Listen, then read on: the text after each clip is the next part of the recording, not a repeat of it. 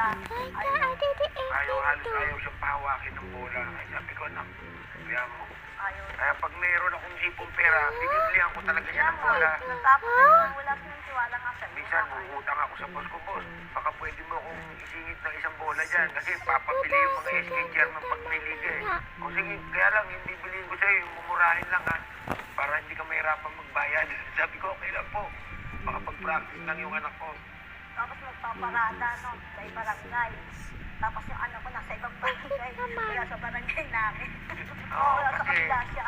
inano siya eh. Doon siya inuhugot lagi sa kabila. Lagi siyang inuugot doon dahil ayaw siya ng barangay namin eh. Kasi wala nga akong tiwala sa kanya. Kaya sabi ko, anak, hayaan mo. Pupunta ako sa kabilang barangay. Kaya ngayon, tinanggap naman nun sa kabilang barangay. Ipinapanalo niya naman. Ngayon, kinukuha siya ng barangay namin. Ayaw niya na. In-small niyo ako eh. Ngayon, gusto niyo akong kunin. Ayaw niya na.